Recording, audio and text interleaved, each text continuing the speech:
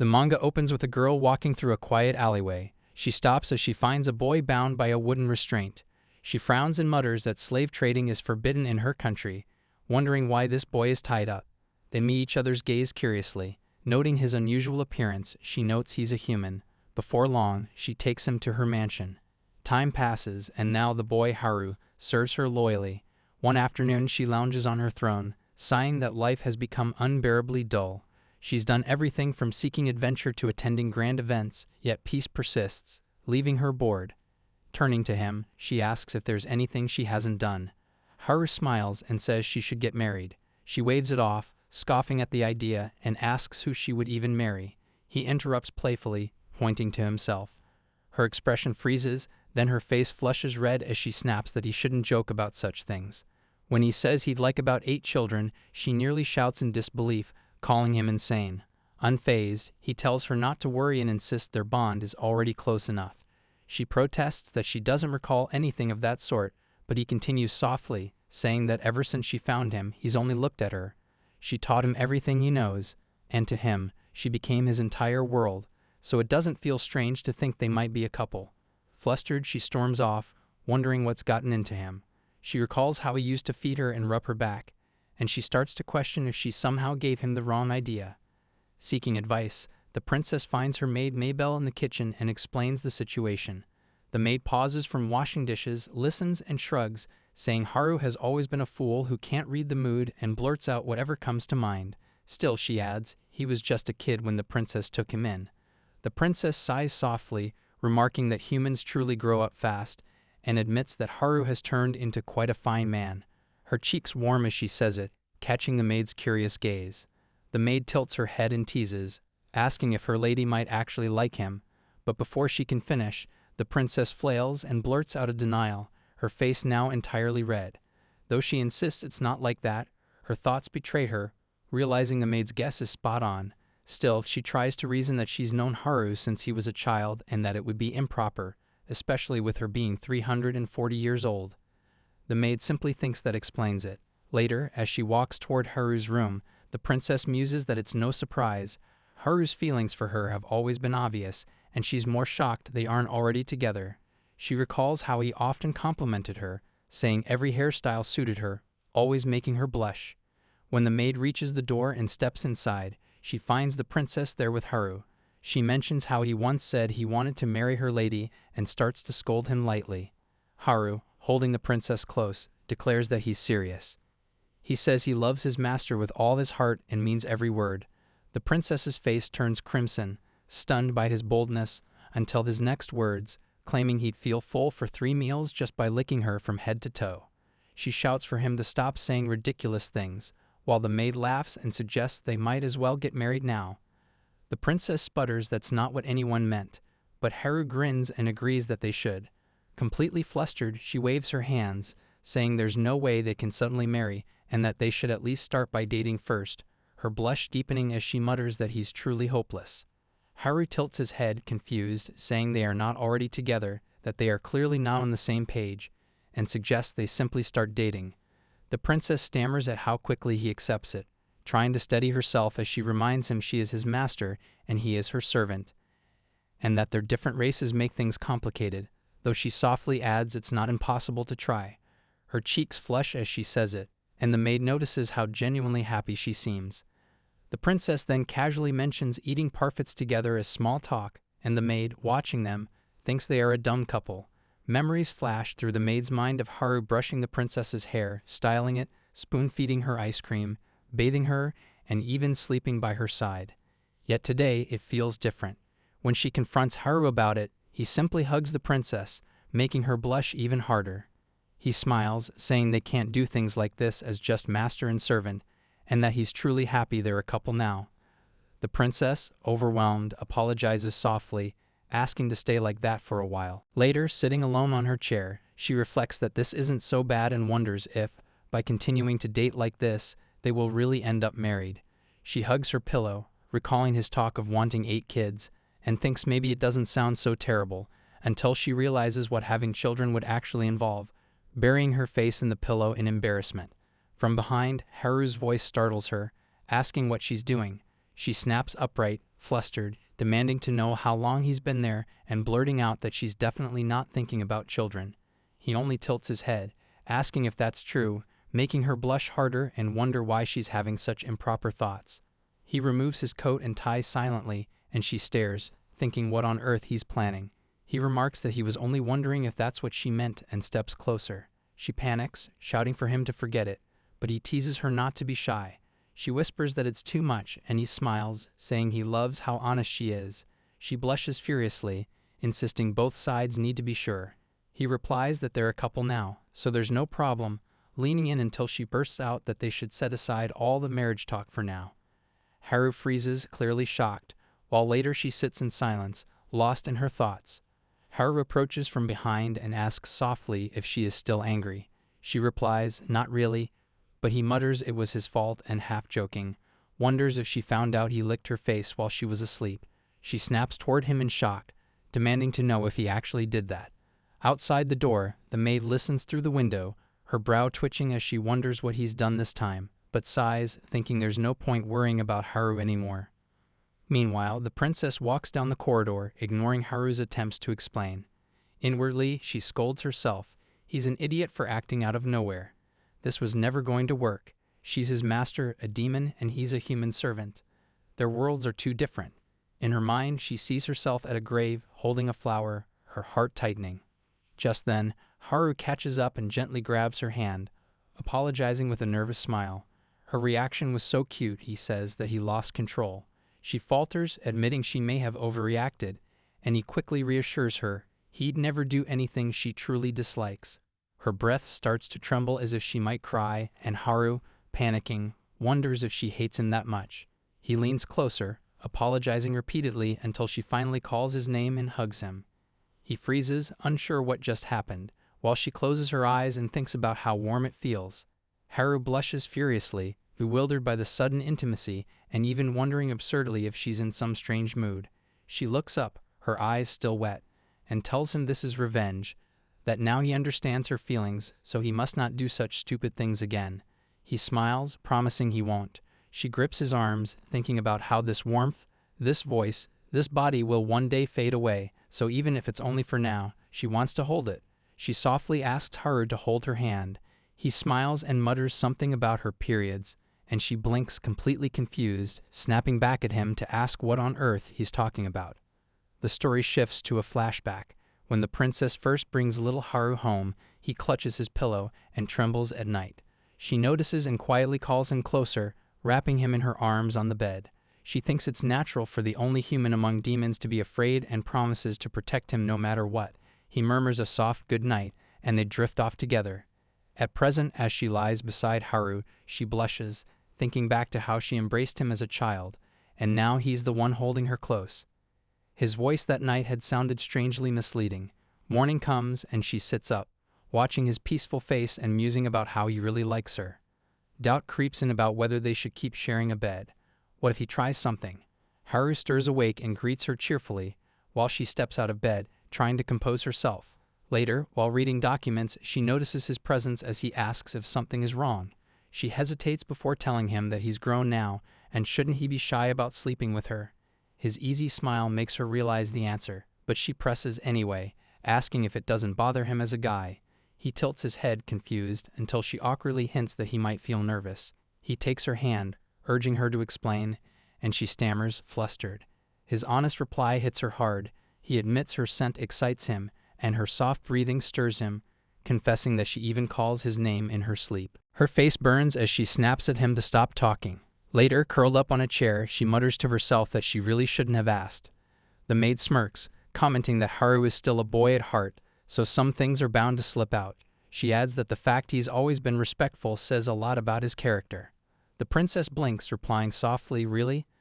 The maid smiles to herself, thinking how innocent her lady still is. Pressing a bit more, she asks why the princess had been fine with sharing a bed until now. The princess admits that part of her still sees Haru as the child he once was. After living so long, it feels like only yesterday he was just a little boy. Accepting that he's grown up feels strange. The maid nods, saying it's only natural. After all, her lady has raised him all this time, and he must be very precious to her. The princess agrees, calling him the apple of her eye.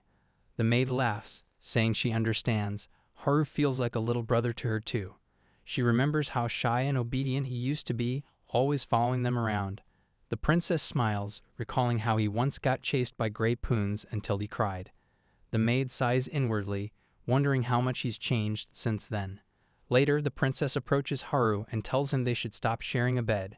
He freezes, surprised, and asks why. She calmly reminds him she's already explained. It's not good for them to continue this way now that they've grown. She points out that he sometimes acts on impulse, and they both need proper boundaries. Haru scratches his cheek, admitting she's right, but says he still wants to stay by her side. She glares, asking if he couldn't at least deny it, but he simply nods, saying she's not wrong. Her lips tighten, and she mutters that his honesty is a double-edged sword. She orders him to sleep in his own room. Instead, he wraps himself in a sheet and sits stubbornly on the bed, insisting he won't leave. He mumbles that he just wants to be close to her, that she's always brought him comfort. She snaps at him to stop saying things that sound so dramatic, but he hides under the sheet and says he won't move until she lets him stay. She sighs, thinking he only acts this stubborn during moments like this. She tells him he's not a kid anymore. Haru sits up, eyes closed, and says quietly that she still treats him like one. He wonders if she preferred things when he was smaller, because now that he's older, maybe she doesn't need him anymore. His voice trembles as he admits he only feels calm when she's nearby. He tries to sleep alone, but old memories always return. He apologizes, saying he knows he should be stronger now, but it's hard sometimes. Without a word, she pulls him into a hug. Surprised, he asks what she's doing. She gently tells him he should have said something sooner, that he doesn't need to carry everything alone. After all this time together, the past doesn't change how much he means to her. He looks up, eyes wide and cheeks flushed, as she continues, whether as family, companion, or something else in the future, he'll always be important to her. Realizing what she said, she quickly fumbles to clarify that she didn't mean anything yet, just that they'd need time, maybe even take things slow if it ever came to that. She reminds him of her promise to protect him always. He smiles, teasing her by asking if that means he can stay just for tonight. She shouts in disbelief, asking if that's really what he got from everything she just said. He laughs with relief, and she scolds him for bouncing back so quickly. He lies down again, saying he'll be in her care from now on. Blushing, she wonders if that was his plan all along. But still, she gently strokes his hair and mutters that it's fine. The next morning, he greets her cheerfully, full of energy. The maid raises an eyebrow, whispering that he usually wakes up half asleep.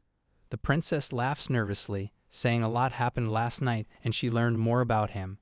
The maid imagines her own version of events and congratulates her.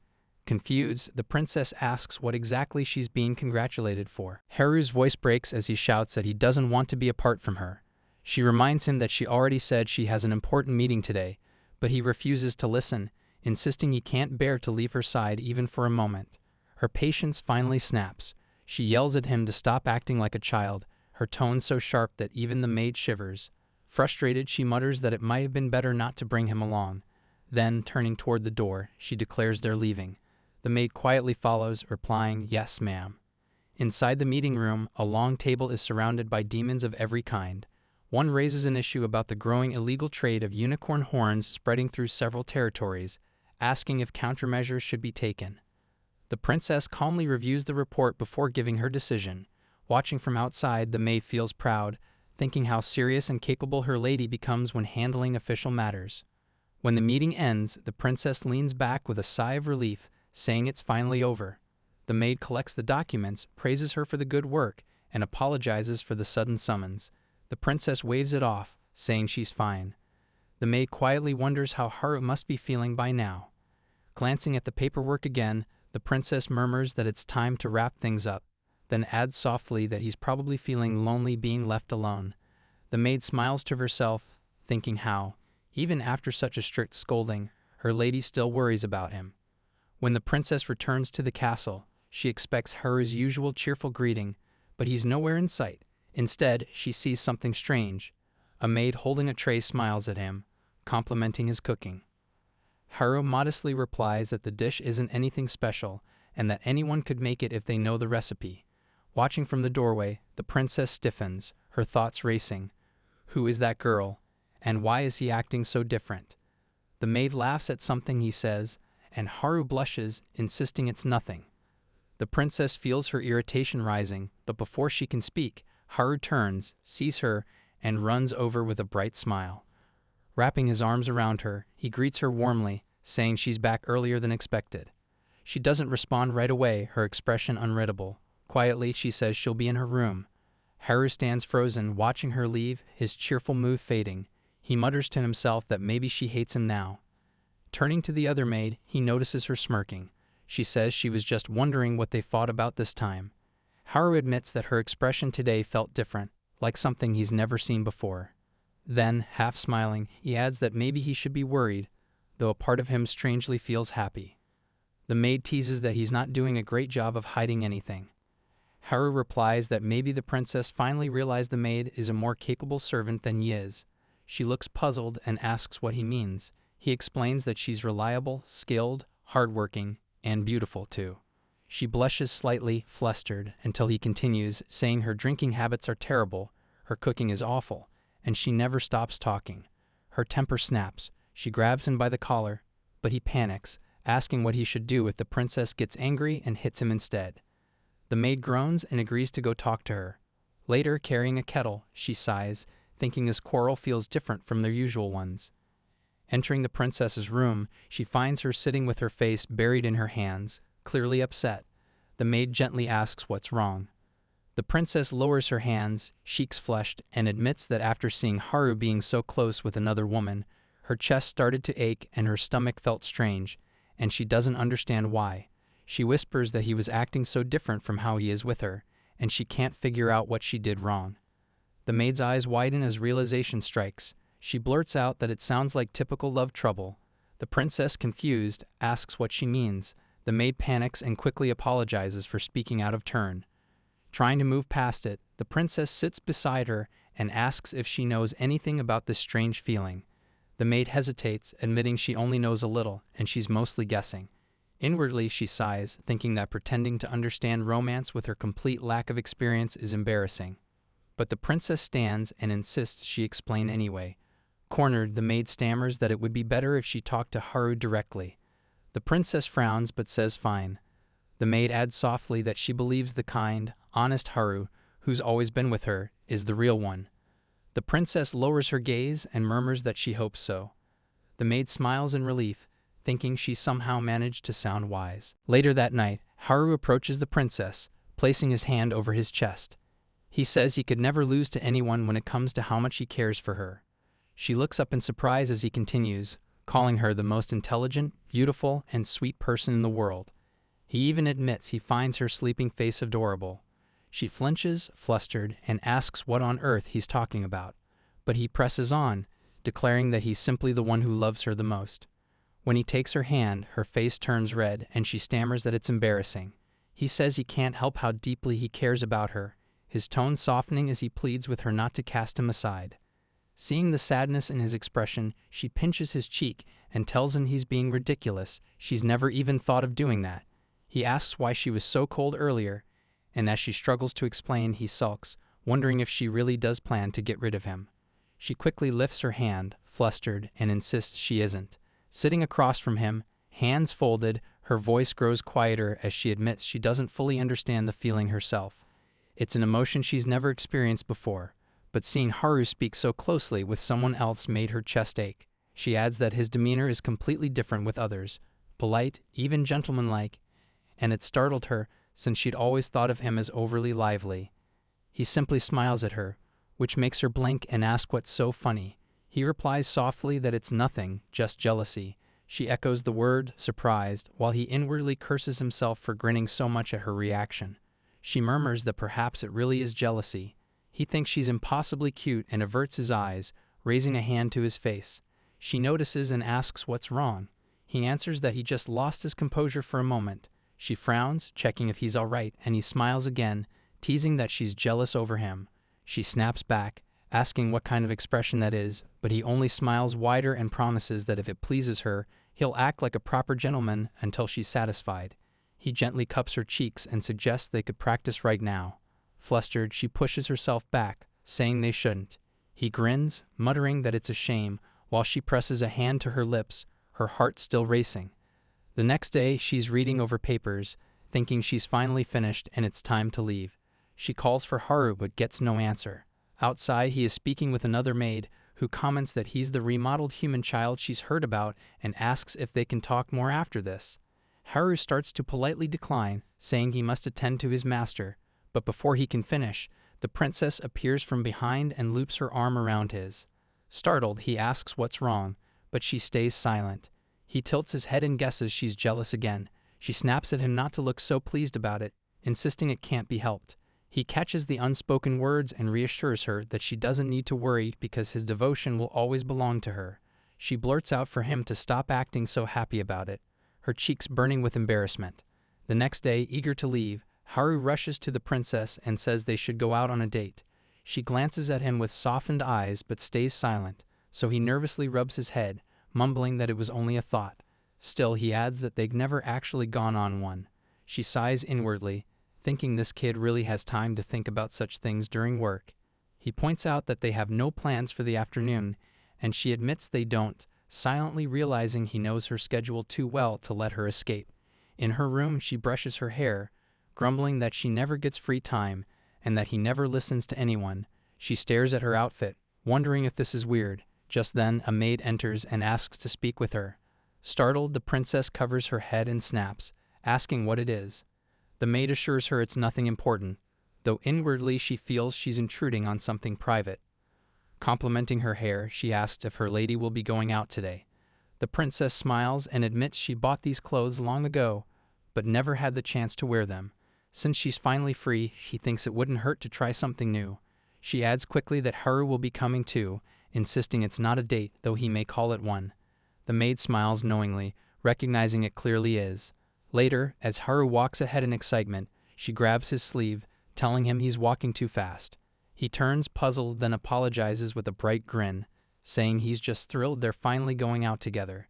She tells him she's glad he's excited but asks him to slow down a little. He bends closer with a grin and suggests they hold hands so they won't get separated. She immediately suspects he planned this. He adds that none of the other maids are around, making her hesitate and say it might be too bold. Ignoring her concern, he gently takes her hand, promising it's just for today. After thinking for a moment, the princess agrees softly, just for a bit. Haru lights up, holding both her hands at once, and she snaps that he should listen to what she said earlier. Laughing, he asks where they should go first, and she sighs inwardly, realizing he's far too good at disarming her. Still, she says aloud that he can choose wherever he wants. He looks at her curiously and asks if she's sure. She narrows her eyes and accuses him of having dirty thoughts. He teases that if someone asks an adolescent boy where to go, he's bound to say a love hotel. She quickly yells that they're going to a clothing store instead. Thinking she acted on impulse, she now finds herself trying on outfits for him. Every time she steps out, he enthusiastically says they should buy that one. She mutters that it's the 5th time he said so and thinks coming here might have been a bad idea. Still, he beams, saying the outfit suits her perfectly, but that another color or something with a more refined look might fit her better. As she ponders that, nearby shoppers whisper that they must be a couple since the boy looks far too happy to be just a servant. The princess watches him and wonders if Haru is just making sure she's enjoying herself. She tells him she doesn't mind going somewhere he wants, as long as it's not anything strange. He completely ignores her words, clapping at her outfit and exclaiming how stunning she looks. She sighs inwardly, realizing he's the one having the time of his life. He hands her another set of clothes, urging her to try them on next. Across the shop, the maid hides behind a rack, smiling faintly. She thinks she only followed out of worry for her lady and this rare human boy, but now feels like an intruder watching them flirt. When Haru asks where they should go next, the princess silently vows never to shop for clothes again. At the counter, he briskly orders all the outfits to be delivered to her address, making her shout in shock. He just laughs, reminding her she said they could go wherever he wanted. She blushes and warns him again not to take her anywhere weird. He replies that he understands and suggests the theater, claiming she's always wanted to go. She denies it but says she doesn't mind, though her tone stays guarded.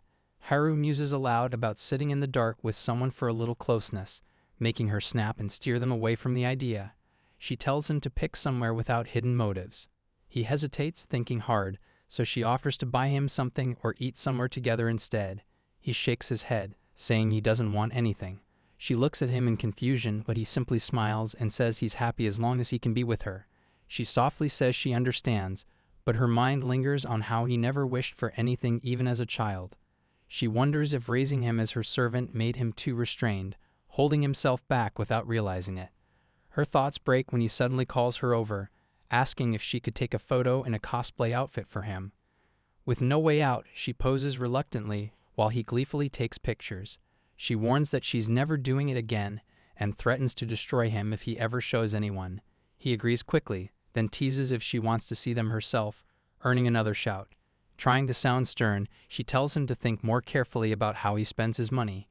He should use it on himself instead of her. She appreciates his kindness but admits she's worried about him. He then asks if he can measure her finger size, making her suspicious. He insists it's a joke, but she stares, unconvinced. He smiles awkwardly and admits he measured her finger while she was asleep. Shocked, she demands to know why. He explains it wasn't her ring finger. He just wanted an impression. His voice softens as he says he knows he can't stay by her side forever, so he wanted something to remember her by, something that could last hundreds of years. The princess suddenly stands and tells him to never think that way. She promises she'll never forget him. Her voice shakes with emotion, drawing curious glances from nearby tables. He leans in and whispers that everyone's watching. She quickly apologizes for losing her composure. At a nearby table, a man lowers his newspaper, eyeing a photo that looks like her. Another comments how rare it is to see a human with a demon royal, especially one dressed in fine silk. Realizing what tomorrow's headlines might say, the princess silently dreads the scandal that's about to unfold. Just then, the maid approaches and quietly asks if something's wrong.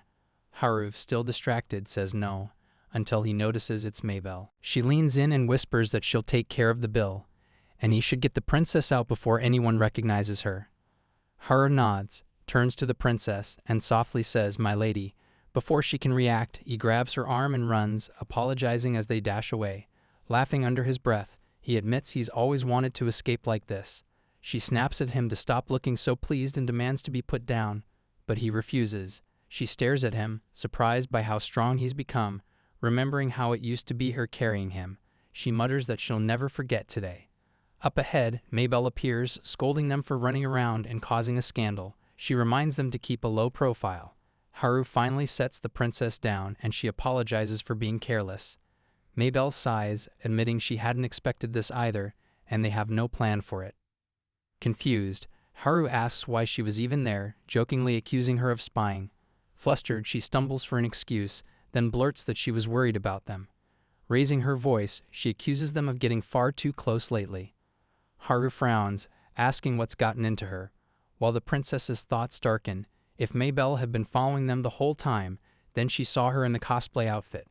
Her expression falls. Belle, puzzled, asks what's wrong. The princess mutters that she wants someone to kill her. Concerned, Haru leans closer and tells her she still looks beautiful, even now. Here I am, know it's been a while.